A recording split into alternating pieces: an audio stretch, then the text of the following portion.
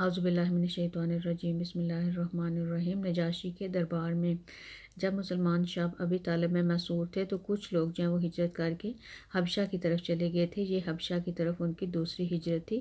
اس ہجرت میں 38 مردوں اور 12 عورتوں نے حصہ لیا۔ ان لوگوں میں حضرت جعفر بن ابو طالب رضی اللہ عنہ اور ان کی بیوی اسماء رضی اللہ عنہا بھی شامل تھیں۔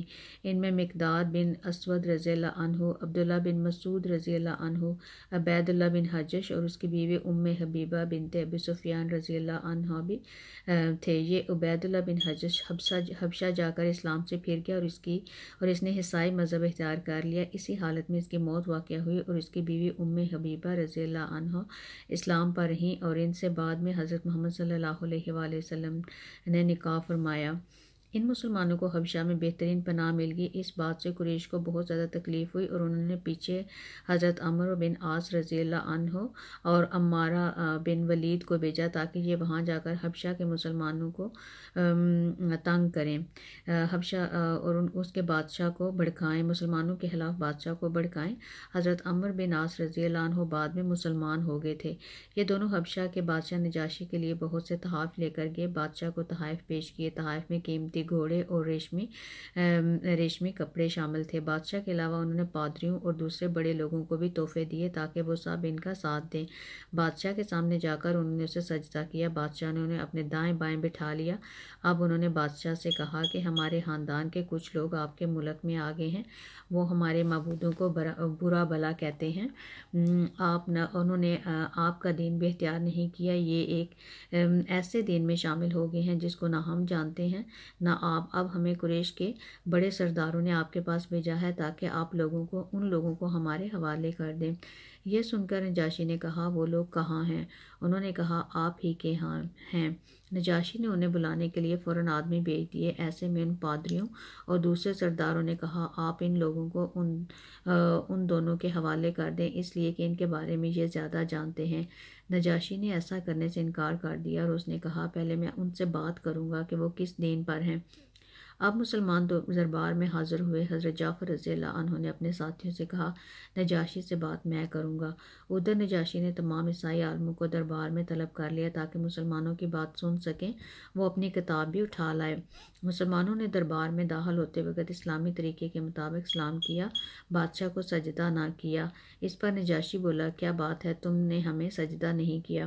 حضرت جعفر رضی اللہ بولے ہم اللہ کے سوا کسی کو سجدہ نہیں کرتے۔ اللہ تعالیٰ نے ہمارے درمیان ایک رسول بھیجے ہیں اور جو ہمیں بتاتے ہیں کہ کسی کی عبادت نہ کرو، صرف اللہ تعالیٰ کی عبادت کرو، اور انہوں نے ہمیں حکم دیا ہے کہ اللہ کے سوا کسی کو سجدہ نہ کرو۔ اللہ کے رسول کی تعلیم کے مطابق ہم نے آپ کو وہی سلام کیا جو جنت والوں کو سلام ہے۔ نجاشی اس بات کو جانتا تھا اس لیے کہ یہ بات انجیل میں تھی۔ اس کے بعد حضرت جعفر رضی اللہ عنہ نے کہا اللہ کے رسول نے ہمیں نماز کا حکم دیا ہے اور زکوٰۃ ادا کرنے کا حکم دیا ہے۔ اس وقت حضرت عمرو بن عاص رضی اللہ عنہ نے نجاشی کو بھڑکانے کے لیے اس سے کہا یہ لوگ ابن مریم یعنی عیسیٰ علیہ السلام کے بارے میں آپ سے مختلف عقیدہ رکھتے ہیں، یہ انہیں اللہ کا بیٹا نہیں مانتے۔ اس پر نجاشی نے پوچھا تم لوگ عیسیٰ ابن مریم اور مریم علیہ السلام کے بارے میں کیا عقیدہ رکھتے ہو؟ حضرت جعفر رضی اللہ عنہ نے کہا ان کے بارے میں ہم وہی کہتے ہیں جو اللہ تعالیٰ نے فرمایا ہے، یعنی کہ وہ روح اللہ اور کلمت اللہ ہیں اور وہ کنواری مریم کے بطن سے پیدا ہوئے ہیں۔ پھر حضرت جعفر بن ابی طالب رضی اللہ عنہ نے بادشاہ کے دربار میں تقریر کی اے بادشاہ ہم لوگ گمراہ قوم تھے، پتھروں کو پوجتے تھے، مردار جانوروں کا گوشت کھاتے تھے، بے حیائی کے کام کرتے تھے، رشتہ داروں کے حقوق غصب کرتے تھے، پڑوسیوں کے ساتھ برا سلوک کرتے تھے، ہمارا ہر طاقتور آدمی کمزور کو دبا لیتا تھا، یہ تھی ہماری حالت۔ پھر اللہ تعالیٰ نے ہم میں ایک رسول بھیجا جیسا کہ ہم سے پہلے لوگوں میں رسول بھیجے جاتے رہے ہیں، یہ رسول بھی ہم میں سے ہی ہے، ہم ان کا حسب نسب، ان کی سچائی اور پاک دامنی اچھی طرح جانتے ہیں۔ انہوں نے ہمیں اللہ تعالیٰ کی طرف بلایا کہ ہم اسے ایک جانیں، اس کی عبادت کریں اور یہ کہ اللہ کے سوا جن پتھروں اور بتوں کو ہمارے باپ دادا پوجتے چلے آتے ہیں ہم انہیں چھوڑ دیں۔ انہوں نے ہمیں حکم دیا کہ ہم صرف اللہ تعالیٰ کی عبادت کریں، نماز پڑھیں، روزہ رکھیں، زکوٰۃ دیں۔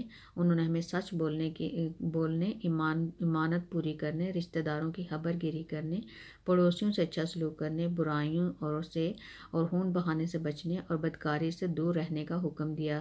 اسی طرح گندی باتیں کرنے، یتیموں کا مال کھانے اور گھروں میں بیٹھے رہنے والی عورتوں پر تہمت لگانے سے منع فرمایا۔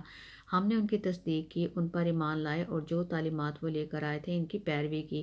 بس اس بات پر ہماری قوم ہماری دشمن بن گئی کیونکہ ہم پتھروں کو پوجنا ہم نے چھوڑ دیا۔ ان لوگوں نے ہم پر بڑے ظلم کیے، نئے سے نئے ظلم ڈھائے، ہمیں ہر طرح سے تنگ کیا۔ آخرکار جب ان کا ظلم حد سے بڑھ گیا اور یہ ہمارے دین کے راستے میں رکاوٹ بن گئے تو ہم آپ کی سرزمین کی طرف نکل پڑے۔ ہم نے دوسروں کے مقابلے میں آپ کو پسند کیا، ہم تو یہ امید لے کر آئے تھے کہ آپ کے ملک میں یہ ظلم نہیں ہوگا۔ حضرت جعفر رضی اللہ عنہ کی یہ تقریر سن کر نجاشی نے کہا، کیا آپ کے پاس اپنے نبی پر آنے والی وحی کا کچھ حصہ موجود ہے؟ ہاں موجود ہے، جواب میں حضرت جعفر بولے۔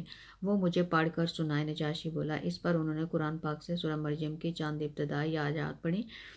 آیات سن کر نجاشی اور اس کے درباریوں کی آنکھوں میں آنسو آ گئے۔ نجاشی بولا، ہمیں کچھ اور آیات سناؤ۔ اس پر حضرت جعفر نے کچھ اور آیات سنائی۔ تب نجاشی نے کہا، اللہ کی قسم یہ تو وہی کلام ہے جو حضرت عیسیٰ علیہ السلام لے کر آئے تھے۔ خدا کی قسم میں ان لوگوں کو کبھی تمہارے حوالے نہیں کروں گا۔ اس طرح قریشی وفد ناکام لوٹا۔